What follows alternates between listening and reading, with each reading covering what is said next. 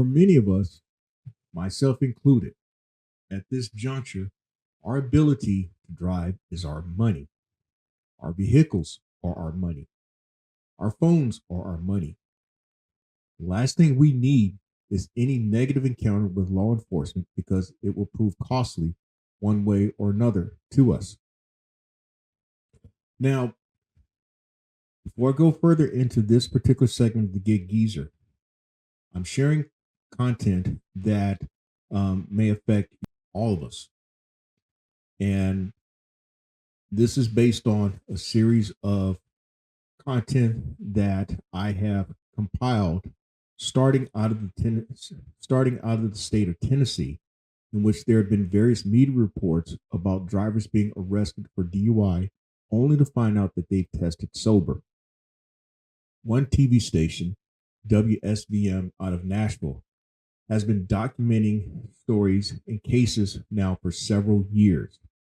And I've found a few other TV stations across the country and other media outlets that have also documented similar situations, producing similar stories and mostly interesting results. Now, this actually caught my attention because it appeared on my YouTube feed. Immediately, I thought about how something like this might impact those of you who are subscribers and viewers of the Gig Geezer channel. Again, our ability to drive is our money. The vehicles that we drive are our money, as is our phone, is our money.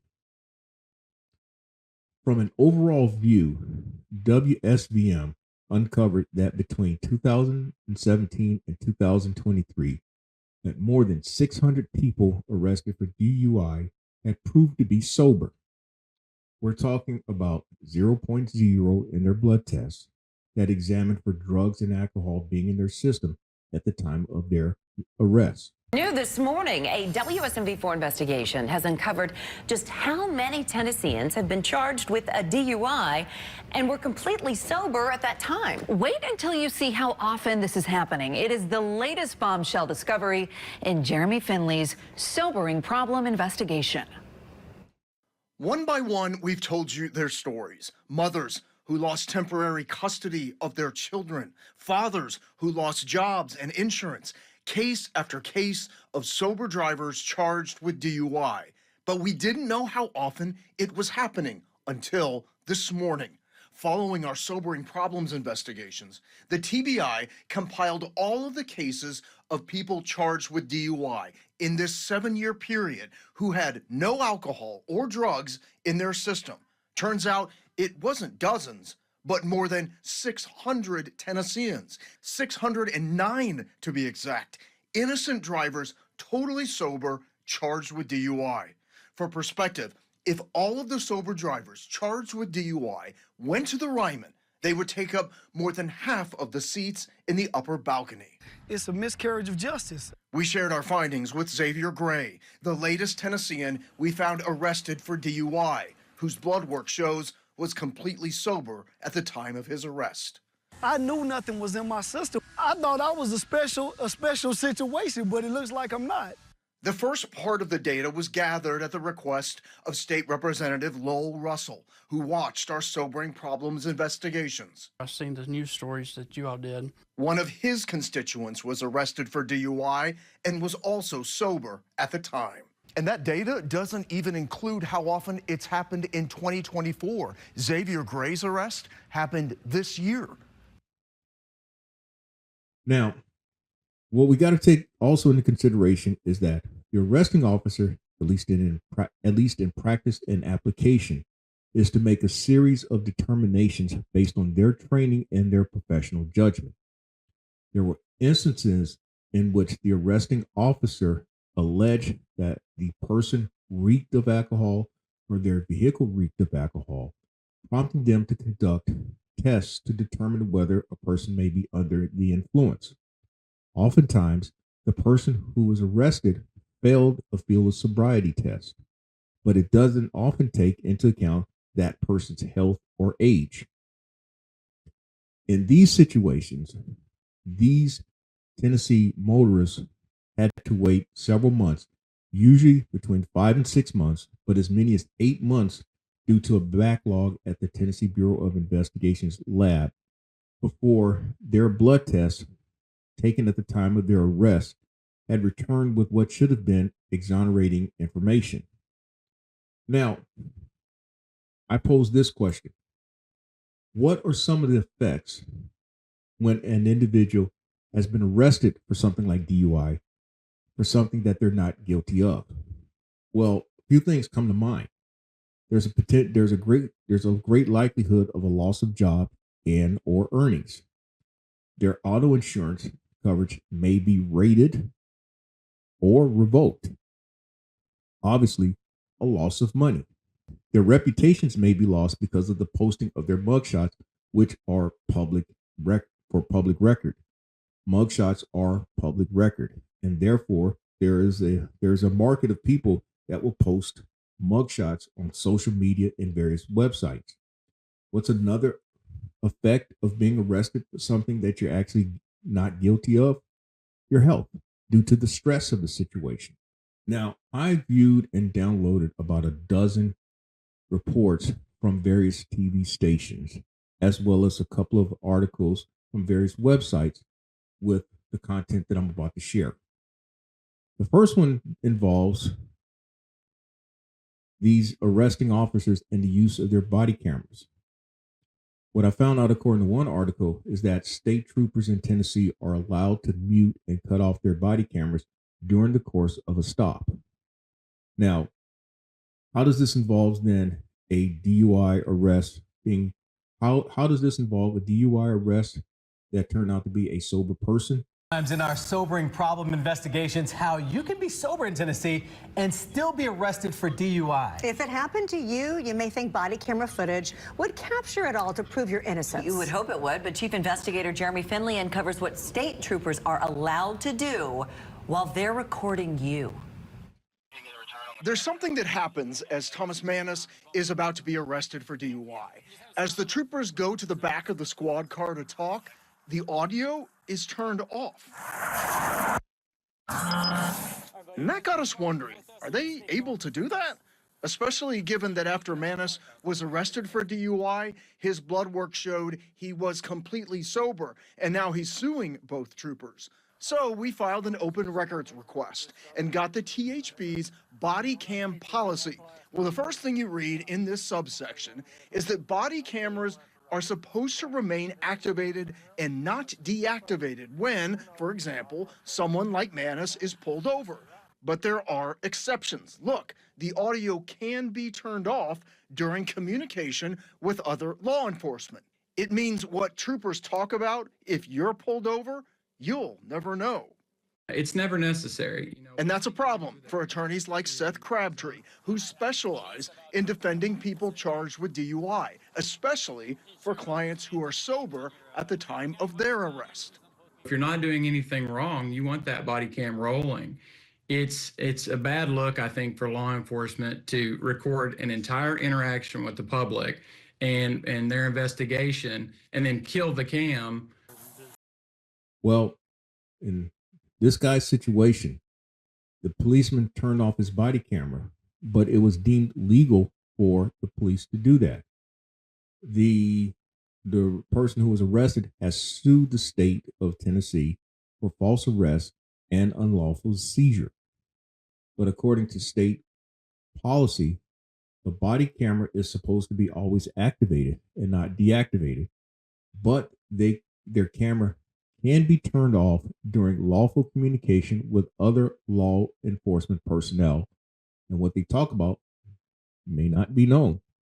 So, as citizens, we're under the presumption that the body camera is supposed to kind of help us out, kind of help protect both sides of both parties, the officer and the citizen. But let's just say that the citizen is not always protected in these situations. From another article I came across, 7 people that were sober had been charged with DUI by different state troopers in different parts of the state of Tennessee. And this was a June 2024 story that was reported by the same TV station, WSVM Nashville. In one particular situation, the cop claimed that there was a distinct smell of alcohol that came from the person or inside that individual's vehicle. Now, this is actually a common catch line that law enforcement like to use, along with saying that the license plate light is not working or a tail light is not working. I'll add with the license plate light in that in most jurisdictions, the license plate light is supposed to be visible by at least 50 feet. Just little FYI information. According to that TV report, one female motorist had been pulled over for failure to move over during a traffic stop. Now, in several states, there is now a law that requires drivers to move over when they see first responder vehicles in the course of official duties. So that means if you see a tow truck, or you see paramedics or a fire truck or a police officer, but let's just say, for example, police officer has pulled over someone on the side of the road. You're like in a multi-lane stretch of road. If you're in that lane closest to where that action is, you're supposed to go to the lane to your left or to your right. You're supposed to give them like basically go into the other lane to be clear of what's going on there. 7 innocent people for a crime they didn't commit. 7 sober drivers charged with DUI arrested by different troopers in different parts of the state. It's the latest discovery in Chief Investigative Reporter Jeremy Finley's sobering problem investigation. Go ahead and step on out of the car and we're going to have a conversation, okay? On the evening of June 23rd, Stephanie Fair was about to find out she was in double trouble.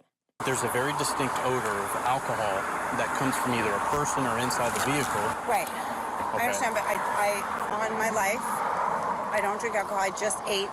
When he started asking me about drinking, I instantly got this feeling in my stomach, like this is bad. And it was. She'd been pulled over for failing to move over, something the state trooper was not pleased about. She almost hit me when I was wrapping up a traffic stop. I come up to the car and it just reeks of alcohol. How's she doing the test? You can see it in her eyes. He clearly states Yeah. he could smell the odor of alcohol beverage. Yeah, when he said he could smell it, I know this is corrupt. This is completely wrong. Place your hands behind your back. Why? Because you're being placed under arrest for DUI. But Ma'am? why? But I haven't drank anything. But I don't drink. And she was right. Not only did her blood work show she had neither alcohol nor drugs in her system, her attorney got video of where she'd been before being pulled over. That's her getting ice cream. I have tried. I was more scared being with that cop alone than I actually was inside the jail. In another case, a woman had been in an accident.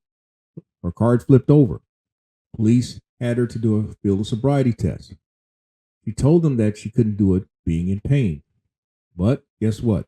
After several thousands of dollars and an attorney, the case against her was dismissed after proving that she had no drugs of any consequence. She had medication or alcohol in her system. I was terrified. Candace Slate can sympathize. It's hurting to do that on my knee. After her car flipped in an accident, a state trooper asked her to do a field sobriety test. Clearly in pain, That really hurts. she doesn't do well. I know I bombed it. I mean, I was in shock. Go ahead and put your hands behind your back under arrest for dominant influence. What? I thought, oh my God, I'm going to lose my daughter, who I can't lose her. You know, I can't lose my license. I mean, this is my life. Several $1,000s paid to an attorney later, she got her blood work. No alcohol. Her level of prescription medication so low, the charge of DUI was dismissed. I ended up broke, trying to prove my innocence. Yes, I won. It was dismissed, but I'm terrified to drive now. Now, this same report identified that there is no Tennessee Bureau of Investigation record of police officers or state police agencies who are making arrests. In other words, there's no database of the people who are making these arrests. What is there is a database of the arrests themselves. And again, according to that report, more than 600 drivers have been arrested between 2017 and 2023, but were actually sober. These 600 drivers have been arrested for DUI between 2017 and 2023, but were actually sober. There are drivers who have attempted fighting back with lawsuits. A typical lawsuit is for unlawful arrest, which is based on a violation of the Fourth Amendment. David Dutton, an older male, was arrested for DUI. He said he'd not been drinking, nor did he actually drink. He'd gone to a pool hall. He said he'd been pulled over.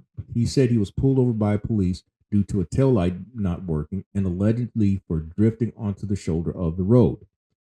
During the arrest, a police officer on the scene scoffed that he never knew of a sober person playing as much pool. Dutton explained to these police officers that he also was a diabetic and had not taken any insulin that night. He'd also dealt with a slipped disc in his back, hence his explanation for failing a field of sobriety test. Now, according to his federal lawsuit, he even had a disabled driver's tag in clear view that the arresting officer either failed to notice or recognize.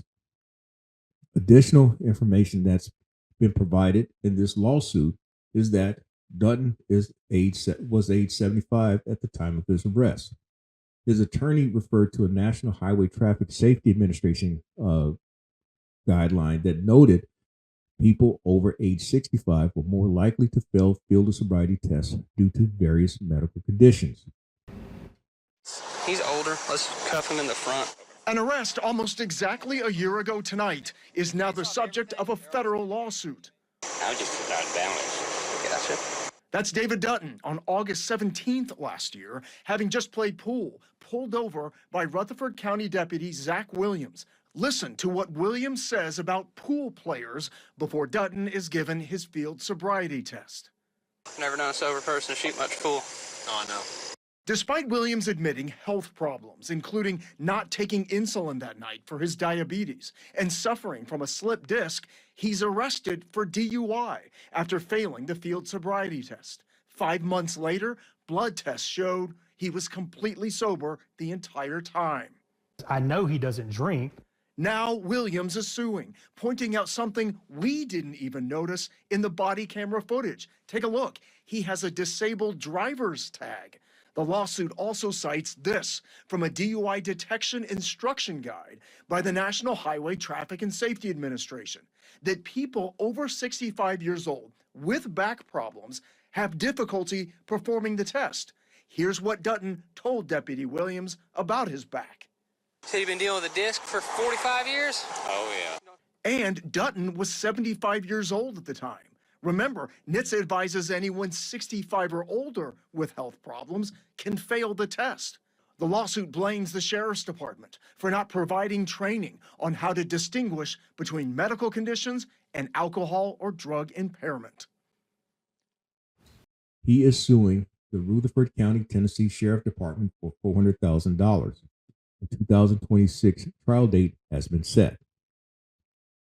Oftentimes, now from a former reporter's experience, this is what I do know about law enforcement agencies. When they're often approached by media, these agencies often will cite that they cannot comment or conduct interviews, citing pending investigations. If they do respond, they tend to acknowledge in some cases that blood tests returned may be without evidence of drugs or alcohol, and therefore the charges are dropped. But they will say then that probable cause did exist at the time of arrest. So then, what about these field of sobriety tests? Oftentimes, the person is arrested because of them failing it. One guy, Jeff Adams of Goodlettsville, Tennessee, said that he was a double hip replacement patient. Now, this one was of particular interest to me because I had hip replacement surgery back in September 2018. So I kind of understood then that his ability to pass the test was already suspect. Adams was arrested in September 2023 while going to work one morning at a junior high school. He also did rideshare on the side as a Uber driver. Now, this case was dismissed about 5 months later after blood tests confirmed what he'd been telling the arresting officer, Noah Werner, who, according to WSVM's report, had arrested two other people on DUI charges, only to find out that they were sober as well. Well, those drivers telling Fox 17 News' Kelly Avellino their efforts are costing at least one city some cold hard cash. Sir, I have not drinking. But the pleas from middle school teacher Jeff Adams didn't work after two Goodlettsville police officers pulled him over. Neither did telling investigators about his double hip replacement that makes walking a straight line shaky. Do you have any medical problems that would impair your judgment? No, not judgment. Standing, I've had 2 hip replacements, so it is hard to stand. Do you drink occasionally or? I don't drink at all. In fact, Adams initially offered to take a field sobriety test, confident he'd pass. Little did I know, as soon as I got out of the car, I was pretty much going to jail because he seemed very excited that I said I would do a field sobriety test. But Adams misjudged his own ability. He then hoped a breathalyzer test would exonerate him on the spot. I don't drink. The reason you're being arrested right now. Yeah. Probable cause. You showed enough signs of impairment on the test for me to make an arrest. Adams immediately lost his part-time job as an Uber driver and feared damage to his reputation as a teacher and coach. I've had less than 5 traffic infractions in my life, and then to be arrested for DUI, and you have to explain that to your own kids, and worry about it getting out to the school system. After 5 long months, Adams' alcohol and drug tests came back negative, and a judge dismissed the case. But Adams says the emotional and financial toll are far from over. It was the most stressful, most traumatic experience I've ever had. Now, what turned out, what also occurred from Adams' situation is that he sued the city of Goodlettsville for $75,000. That case was settled this past August for $5,000, which is hardly any consolation. I came across another situation in Fort Collins, Colorado, in that its police department had been named in 5 lawsuits, according to local media affiliate Fox 31, for DUI arrests of sober people back between 2020 and 2022. The arresting police officer, Jason Hafferman, resigned in 2022 before he was fired. A Fort Collins police internal investigation was initiated 5 days after these arrests were mentioned in that TV station's newscast back in April 2022. The investigation unearthed that Hafferman had falsely arrested 8 people in 2021. He's being sued by 5 of these people, but he resigned from the Fort Collins police force amid that internal investigation. According to its police chief, Jeff Swoboda, Hafferman had faced termination. An attorney who's representing a number of people who'd been arrested, Sarah Schilke, said in the discovery phase that nobody within Fort Collins Police Department had reviewed any of the arrest cases. Police Chief Swoboda said during an interview that if they send out blood work and it comes back that there wasn't any drugs or alcohol, then they look back at these cases. He said then that they would try to reconstruct things. The department reviews the case. How do they review? They may review the body camera of the police officer, paperwork, and blood tests. Now, Attorney Schilke said nobody from the police force supervised Hafferman properly. He said that supervisors had not reviewed any of the arrests that this officer had made. Another of her clients, Harry Elias, had sued the city of Loveland Police Department, also in Colorado, stemming from a December 2020 arrest. He took a breathalyzer. That came back zeros. The arresting officer, William Gates, then demanded that Elias take a blood test. That also came back zeros. Now, This case was dismissed by the district attorney's office.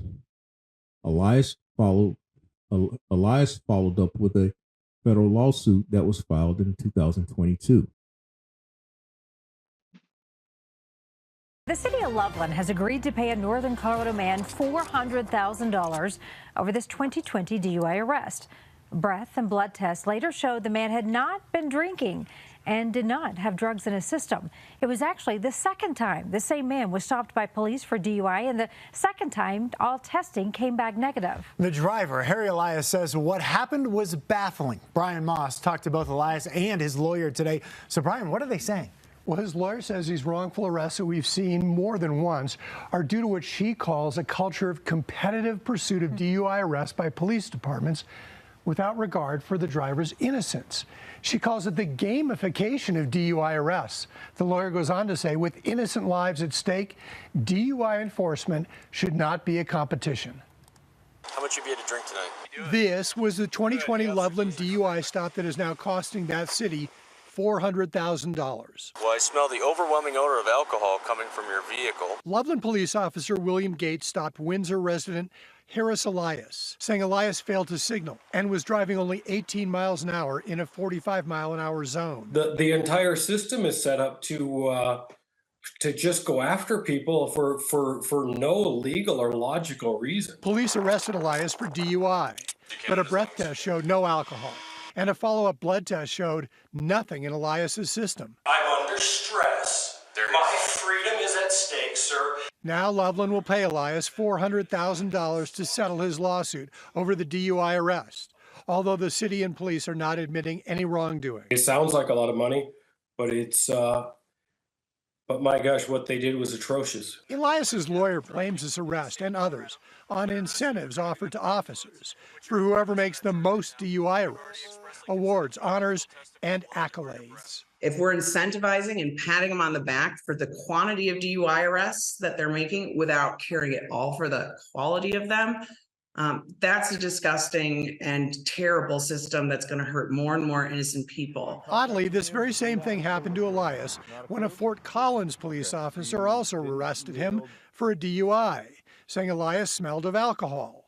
He spent 3 days in jail in that case, but a blood test later showed no traces of alcohol or drugs. He is suing Fort Collins police over that arrest. I'm not playing a game, sir. This is my freedom that you're talking about.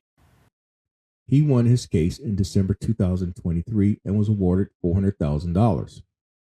Gates and his former boss, Police Chief Bob Tyser, were no longer at the Loveland Police Department at the time of Elias's award from that case.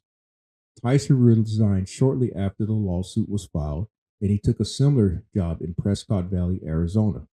I had not found any information on where William Gates had gone on to work. Another situation, a City of Commerce, Georgia police officer, Cody Wood, was fired for repeated arrests of people for DUI when they were sober. All cases were eventually dismissed.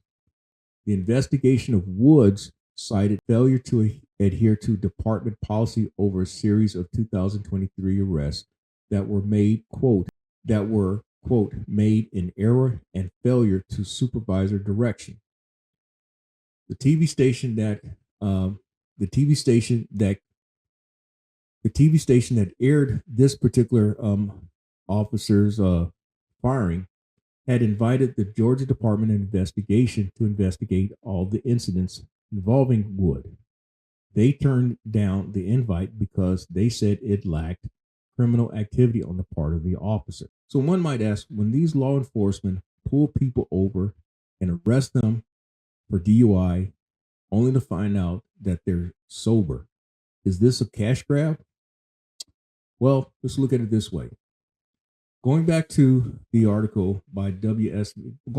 reports by WSVM Nashville, between 2017 and 2023, more than 102,000 DUI arrests were made in the state of Tennessee, the exact number being 102,290.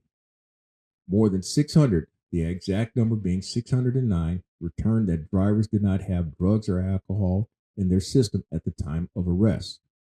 So we're talking less than 1% of these arrests more like about 0.5%. So does that mean 99.5% of the time, these officers get it right? Or should we look at it this way? 0.5% of the time, people who have been arrested for DUI may actually be sober. So that may sound like an outlier. Or does it sound like it's just merely being unfortunate, being at the wrong place at the wrong time? Well, I guess the best way of looking at it is this way. Wait until it happens to you.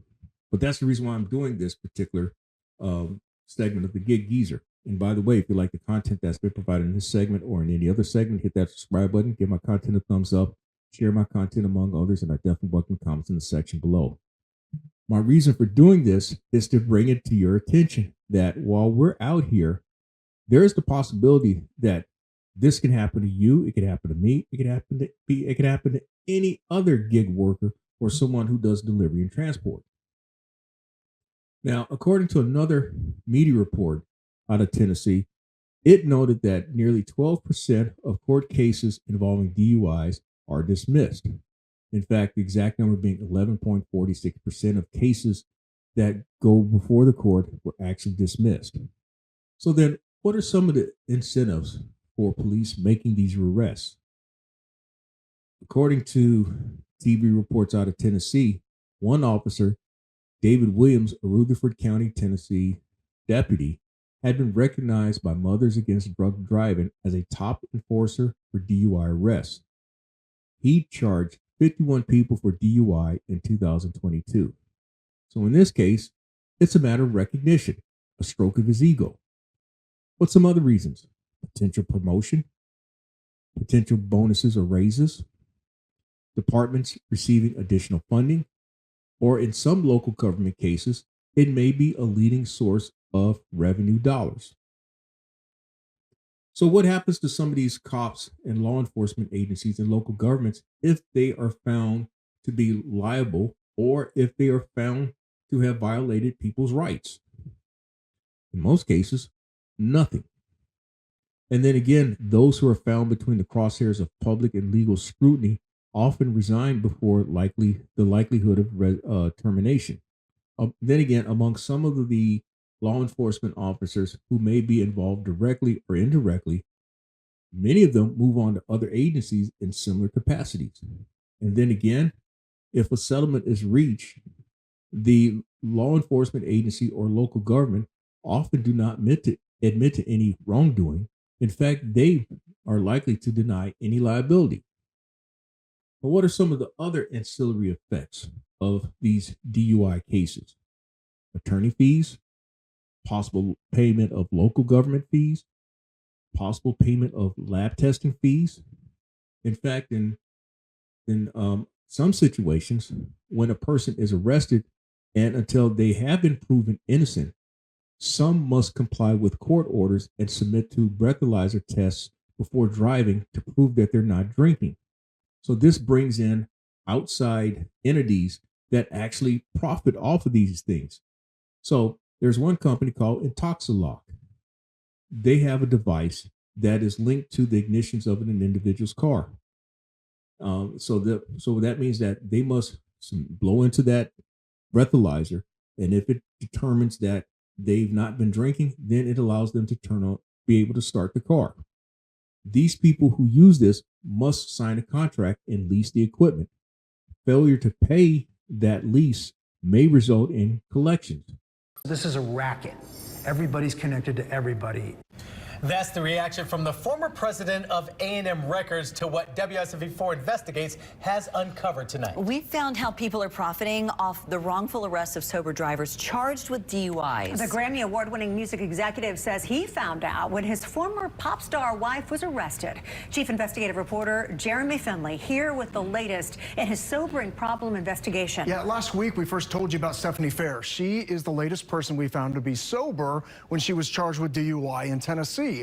If her name and face kind of look familiar, it's because she's worked in the entertainment industry since the 1990s. And that's exactly why she says she and her family became a target when she was wrongfully arrested. Why? But I haven't drank anything. But I don't drink. You can see getting arrested for a DUI while she was sober is traumatizing for Stephanie Fair. But what would come next would impact every member of her family. Not even 12 hours later, my mugshot is on Scoop Nashville.